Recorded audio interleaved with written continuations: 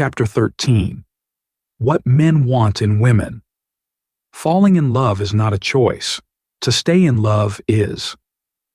When I was younger, my mother used to give me advice on choosing a woman.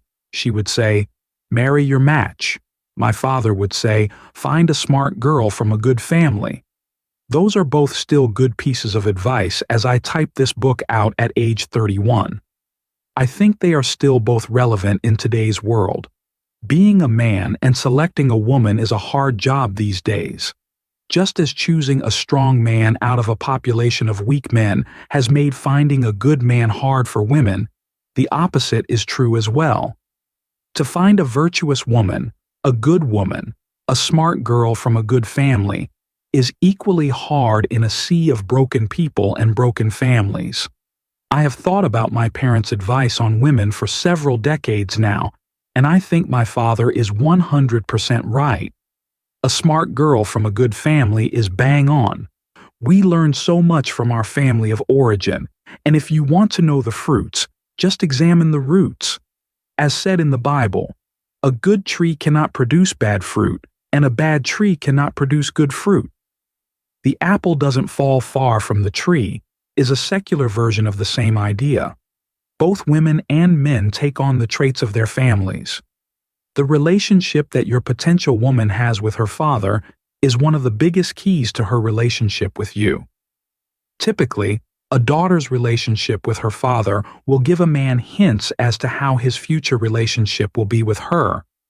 The reverse is true as well. How men treat their mothers is usually how they will treat the woman they love. Children learn how to love from watching their parents' relationship.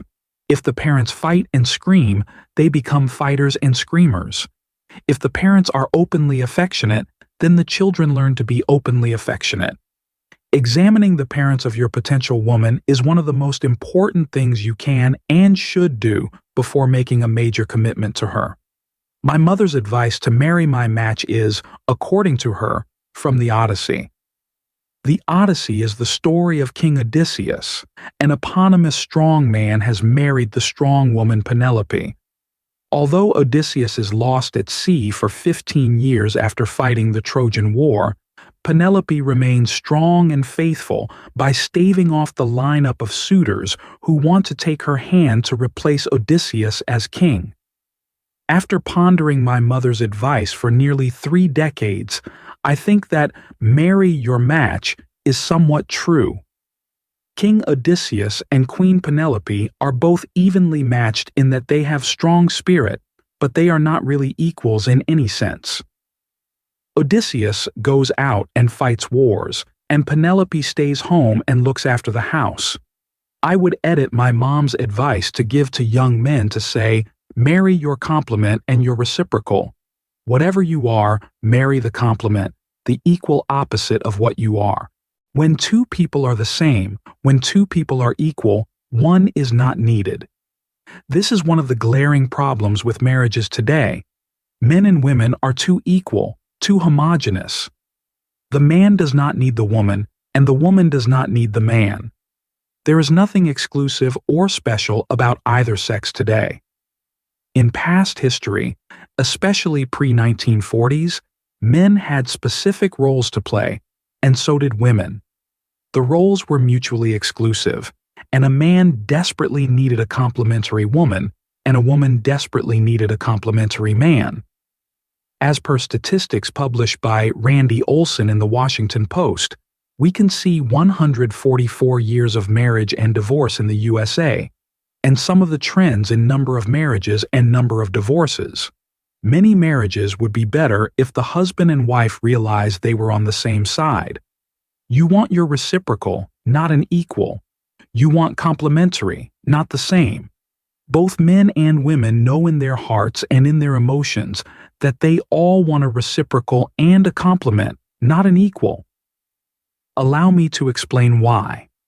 The basis of all attraction is a polarity of energy, as illustrated in a wonderful book that I recommend for men and women anywhere, entitled The Way of the Superior Man by David Deida.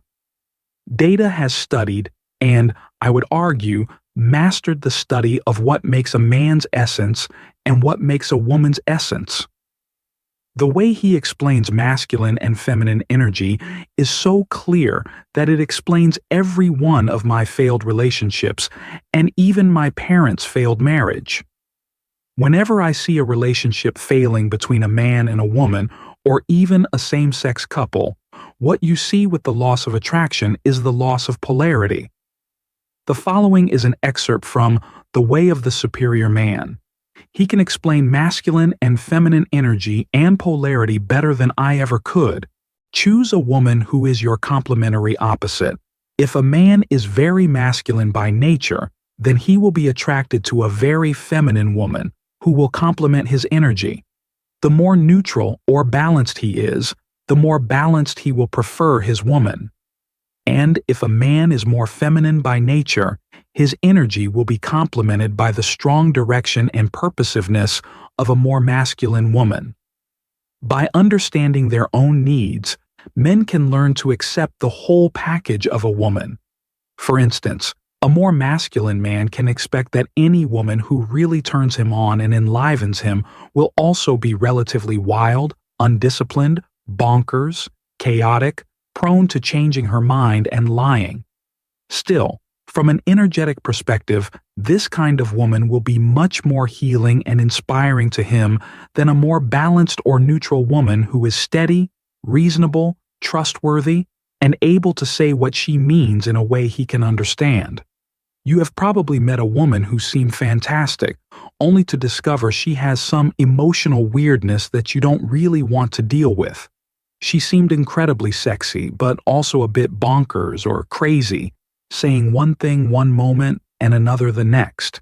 You have probably also met some very reasonable and trustworthy women who don't seem to constantly change their mind, and, in fact, with whom you could have good conversations that don't end up frustrating you. Although you may love these women and enjoy spending time with them, they don't arouse your passion as much as the women whose words you wouldn't trust to remain true for an afternoon, but who move their body in a way that drives you wild. Why can't a woman be more like a man, many men have wondered. But, of course, it is precisely those ways in which a woman is least like a man that most attract you sexually, if you have a masculine sexual essence.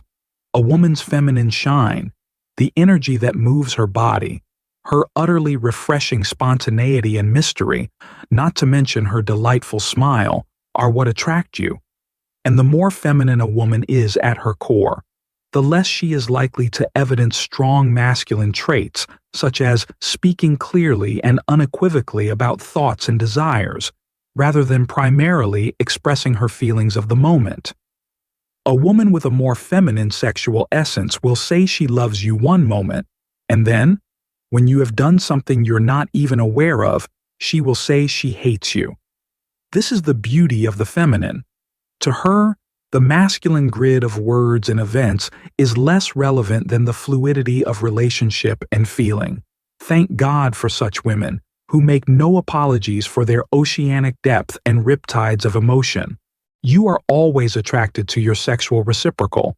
So, if you have a more feminine sexual essence, you will be attracted to a more masculine woman. You have probably seen men and women in couples like this. The man is more radiant and lively than the woman. The woman is more committed to her direction in life than the man. The relationship is more important to the man, whereas the woman likes to be left alone much of the time. These are signs of a relationship where the man has a more feminine essence and the woman's essence is more masculine. Other men, with more neutral sexual essences, prefer women who are also more neutral, neither particularly masculine nor feminine. This kind of couple can talk about anything, and they like talking about everything. They share hobbies, friends, even career goals. Though equally loving, this kind of couple is usually less sexually passionate than highly polarized couples. It would be unusual to hear about this kind of neutral or balanced couple yelling at each other, throwing pillows, wrestling each other down to the floor, and passionately making love right there and then. Through lack of understanding, you might have depolarized yourself and your partner into a relationship that seems neutral but actually isn't. Only about 10% of couples are actually the neutral or balanced type in their true essence. Another 10% of couples are made up of a feminine man and masculine woman. But if you are like 80% of couples, you have a masculine sexual essence and your woman has a feminine one. That is, her feminine way frustrates you, drives you crazy, inspires you, or turns you on, more often than she is simply your sexually neutral buddy. The false neutralization or depolarization of relationships is one of the main reasons that couples break up. The rejuvenative charge of sexual loving becomes weak, while all the things that irritate you and your partner remain just as strong as ever. The secret is not to try to change your woman's irritating feminine ways, but to help cultivate the depth and rejuvenative power of her feminine blessings. If you are like most men, you have probably minimized your appreciation of the full spectrum of your woman's feminine energy by numbing yourself to the aspects that most irritate you. For instance, she doesn't drive you crazy anymore because you've learned not to take her too seriously. Perhaps you have learned to seem attentive while not really listening to her endless chat. Or maybe you have learned to give her a daily dose of affection as a way to quell her ongoing need for more intimate time than you really want to spend with her. This is the wrong approach. The feminine is an infinite source of love, inspiration, and power, both physically and spiritually. Feminine women are connected with the elements of nature in ways that more masculine people, such as yourself, usually aren't. Feminine women may seem wild, untrustable, or even irresponsible from a man's perspective, but such women are simply free of the masculine need to live in a world governed by reason and control. So, choose a woman who is your complementary opposite, which for most men means a more feminine woman. It is only a feminine woman who can give the gifts that you, as a masculine man, need. Along with these gifts, however, come the relative chaos and emotional weather storms that most men dread. Realize these are aspects of the same energy that turns you on. In fact, you can learn to be turned on by her dance of anger as much as by her slinky purr. This capacity is one of your gifts to her. You can learn to stand free and strong no matter what emotion she displays. You won't leave, turn away, or dissociate in disgust. You can meet her enormous energy and stand full, loving her through the storm, embracing her complete feminine power, dark and light. Instead of sameness, focus on reciprocals and the complementary, which is what has held the human race together since the beginning of time. Even if you are a feminine man or an energy-neutral man, still look for your reciprocal, your opposite, the other half, not the same half. The exchange of feminine energy, which is manifested as youth, beauty, and sex for masculine energy, power, status, and survival, is the precise collision of energy that is able to create life.